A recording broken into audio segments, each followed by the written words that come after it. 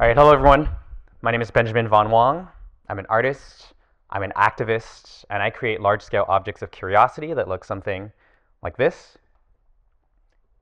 When people look at my work, I want them to feel a feeling of curiosity. I think curiosity is the bedrock of conversation. When people are curious, when someone sees the work that I do, they start wondering, wait, what am I looking at? Is this real? Is this fake? And that curiosity is what eventually leads to a conversation. And if there's one thing we need today, it's more conversation. So when someone looks at the work and they ask, wait, what am I looking at? I get to say, oh, this is actually a photograph of an art installation. The reason why the whole thing is glowing is because we have lights on the back of it. And we built this inside of a mall over the course of a couple weeks in Vietnam. We had dozens of volunteers come and help us because each and every one of these projects are an opportunity to engage community. And those little lines that you see that make up the art installation, well, those are straws, single-use plastic straws. 168,000 of them, in fact, that we collected, cleaned, and organized over the course of 9 months in order to make what eventually became a Guinness World Record art installation. Now, to bring this project to life, we didn't only do it alone, we did it with the help of corporations that came in. So this project over here was actually sponsored by Starbucks. And because they were in the middle of their journey of transitioning away from single-use plastic straws, we were able to work together with them to collaborate and to bring something to life that really benefited the entire movement, not just one company as a piece of marketing, but rather a piece of art that could serve everyone in that entire ecosystem. The work that I do tries to focus on many different aspects of the environmental crisis. This was a piece that I created just a couple months ago to focus on biochar. Biochar is responsible for 89% of verified carbon removal credits, and it actually uses a process called pyrolysis to take any organic material and transform it into pure hard carbon that you can then take and sequester into the ground and regenerate the soil. And I thought, why not use this material as a piece of art and use it as an example of what's possible? And so we built this giant phoenix out of 4 tons of carbon, which is the carbon footprint of the average person produced every single year. And so a piece of art like this gets to not only showcase the magnitude of the problem, but also the magnitude of the possible solution. Now, when I create a piece of art, some people look at it as just one single product. It's something where they go like, oh, what does success look like? Usually it's saying, oh, we want to build an art installation, bring an art installation to life. And so this was a campaign that I created with the help of Greenpeace, where we were trying to highlight the environmental impacts of Bitcoin mining. And so we took the metaphor of coal smokestacks and combined them with a bunch of electronic waste and the Bitcoin laser eyes, put them all together to try to give form to something that was very abstract. But for me, I think when an art piece becomes successful is when it actually grows beyond the art itself, where we actually have an art installation that can be used on the cover of a report, used as merchandise, or even adapted by other artists so that that same message can be projected on the side of a building. Right? You're taking something that can grow beyond a single piece of art. Now, when I first started as an artist, I never thought that I was going to end up in this world. Actually, my background is as a hard rock mining engineer. I think, when I was growing up, I was basically the most ordinary of people. I was like, my dad was an engineer, and I figured I'm good at math and physics. I might as well do this. But over time, I discovered the camera, and on evenings and weekends, I figured out that there was so much opportunity to tell stories that wouldn't otherwise exist. And by trying things that I didn't know were quite possible, documenting them and sharing with the world, I ended up in all sorts of really interesting scenarios. One of my early successes as a photographer was this project that I did all the way in Bali. I was there on vacation with my family, and we decided to tie a model 30 meters underwater in a shipwreck in Bali. Why? Because I'd just gotten my dive certification. I was looking for something interesting to do. And I thought, why not get out there and try something new, try something different, try something that I didn't know if it was going to be successful. And at the end, when we produced these images, it ended up being one of my first viral successes. And I remember just wondering, like, why is that? What about this project was different than all the other works that I'd created? And I think it was that even though I was a photographer, a visual artist, for someone to be able to be interested and be able to pay attention to what you do, for them to want to actually come in and follow on that journey, you need to be able to make something that can be shared in words. Words matter. That's whether or not a reporter decides if they want to open an email. It's whether or not someone wants to engage with you in conversation. And so if I said, hey, I tied a model 30 meters underwater in a shipwreck in Bali, do you want to see it? That alone is interesting, and that created the spark. And from there, I started noticing that other corporations and companies wanted to start engaging with me. I ended up creating all sorts of weird projects, like these giant wings of fire that we created and captured the image using not more than a cell phone. Or this one over here that was a campaign that I ended up doing with Nike, where we hung these athletes off the edge of buildings to show how they were defying gravity. And I remember doing this for a while and being like, this is really cool, right? Like, I'm having a good time. I'm going out and I'm doing stunts. But what for? What is the end goal behind all of this? Getting out there, creating beautiful, impactful, beautiful works. And it felt like I was just pursuing the model of success of someone else, which was get more views, get more likes, get more followers, fill up my bank account, and keep doing the next big adventure. And when I started thinking about how to combine these two worlds, that's when things got a little bit more interesting. In 2016, I found myself deciding, okay, I'm going to take a break from all commercial work and try to see if there's any way that I can take fantasy and combine it with impact. This was right around the time where the Great Pacific Garbage Patch had just been discovered. My mom had found a mermaid tail designer online, and she was like, hey, while you're in Montreal, maybe you want to collaborate with this person. My sister was just getting married, and that meant that I had the entire wedding party at my disposal to leverage after the events were over. And I thought, maybe I could combine these two worlds, right? Like, if mermaids were real and the Great Pacific Garbage Patch is a growing problem, and if we're expecting more plastic than fish in the sea by 2050, what happens if we combine these worlds together? So I ended up putting this mermaid up, organizing all of these plastic bottles, mounted a camera onto the ceiling, and lifted it up. And I was just like, wow, this is really cool. There's something interesting here. It reminds me of the words of Neil Gaiman, who talks about sometimes we really need the fiction. We really need fiction in order to tell the truth. Because, if we had put an ordinary person here, I feel like the image, even though it was really beautiful, just wouldn't have been as impactful. There's something about taking something straight out of our childhood, straight out of our stories, and almost corrupting them, making them sad, that creates that visceral reaction. And it wasn't just me that liked the images.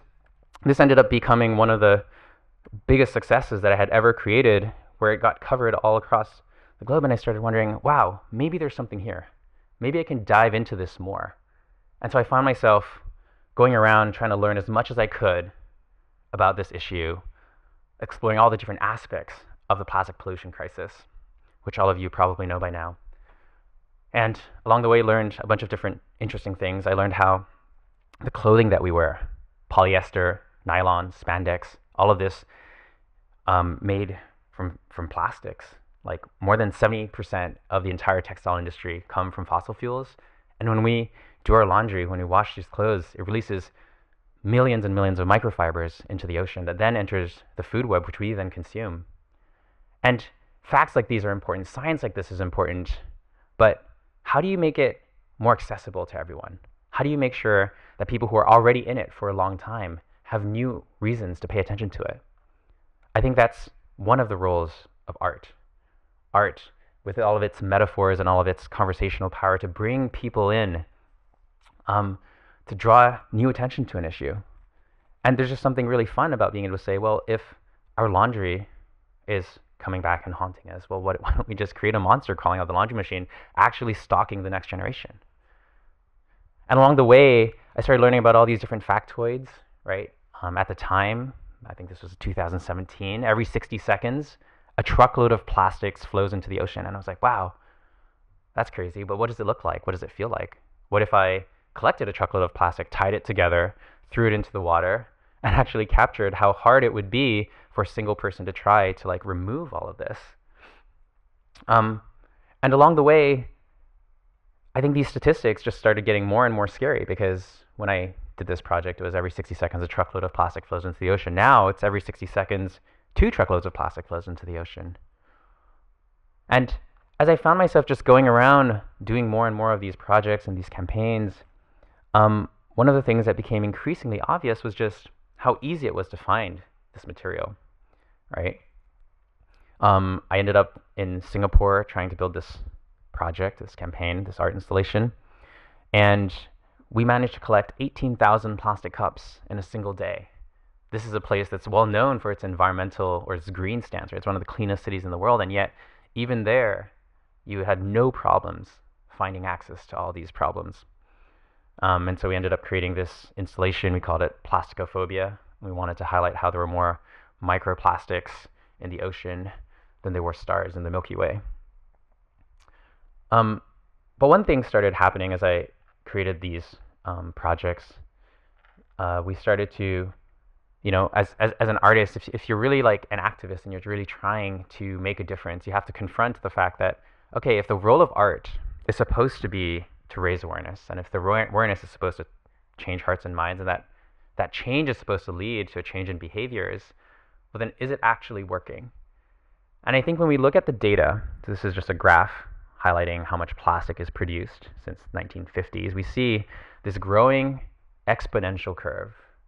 And despite the raise in awareness, I think we can say around like 2012, 2013, there's like this massive spike in awareness. Well, we haven't seen a slowdown in plastic production at all. And actually, when we zoom further out and we start looking at all the projections, we start seeing like, oh crap, it's actually getting worse. We're expecting to like double or triple plastic production all the way when we hit 2050s or 2060s. And this raises a really important question for someone like me, which is like, oh, does anything that I do actually matter? Does any of this make a difference? If it's not really moving the needle, then what am I doing here? Like, why are we still raising awareness?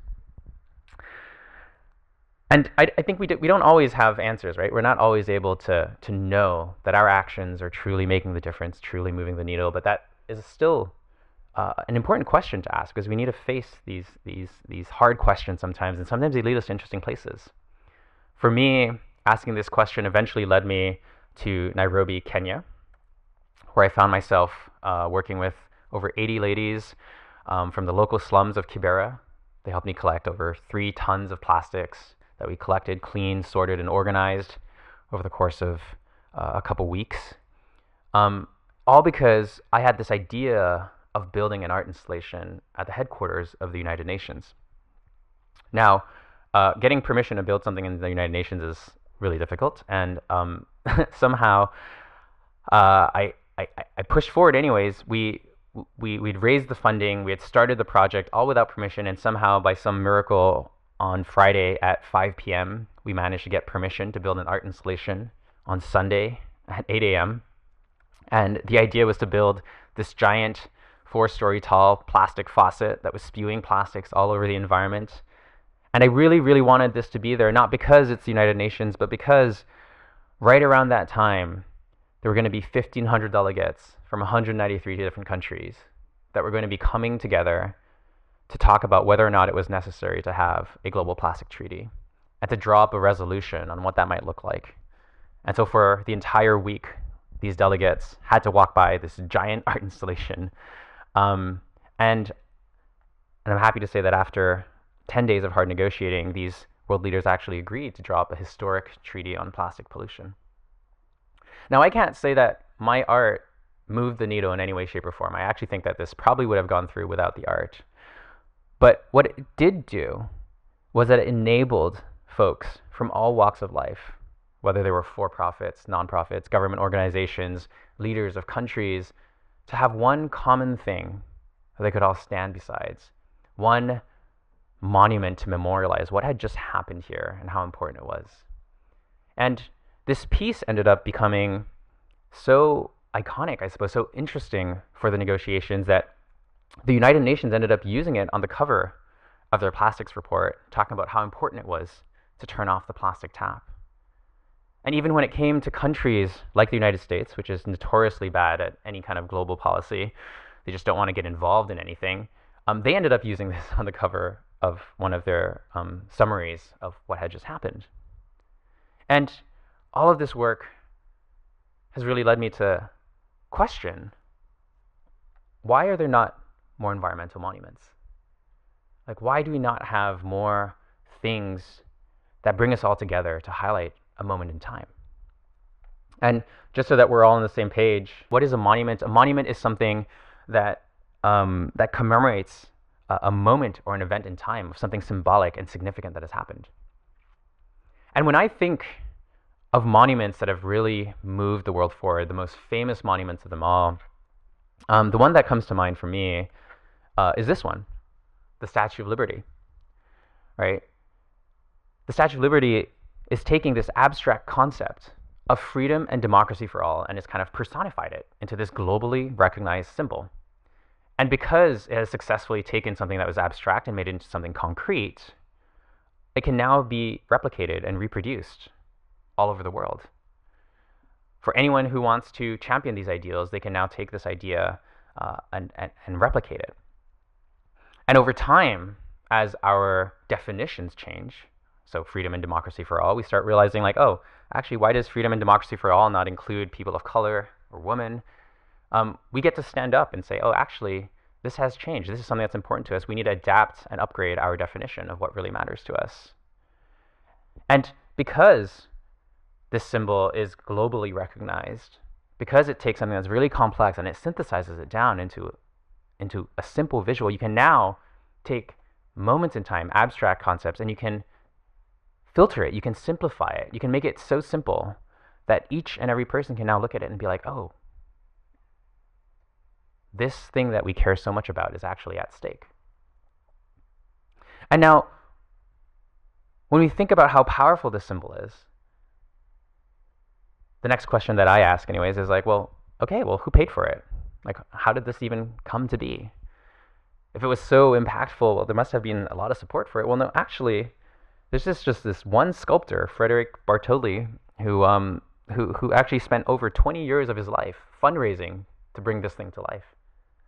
There was no one that really wanted this. No one was asking for this. And so he created like miniatures of the Statue of Liberty across France to basically do a crowdfunder to raise money so that people could take selfies inside of the hand and go around and raise funds for it. He didn't even figure out how to build this thing because he had never built something this big before until maybe 3 years before was when they found the engineer to design the actual lattice work on the inside to bring this thing to life. And even after he had successfully completed the structure of the art installation, it ended up just sitting in boxes in the New York harbor because they hadn't raised enough money for the pedestal, which was supposed to be the side of the Americans. The French were going to give and donate this sculpture, and the Americans were going to build the pedestal for it. So Pulitzer had to do it to offer a name inside of his newspaper to any person who donated, and that was really what got the entire monument over the edge.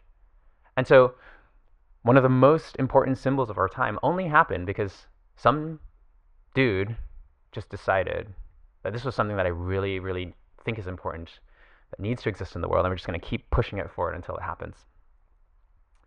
And sometimes that's what it takes to push these big ideas to life. It's not broad adoption, people clamoring at the doors for it. Sometimes we just have to go with our gut and see, oh, what does it take to bring one of these things to life? And for me, the way this is manifesting in my work is trying to think about, where does art not exist but should exist? And so I'm thinking of, well, if that United Nations event works so well, like what are some other United Nations events? And right now there's a biodiversity conference that's going to be happening next month.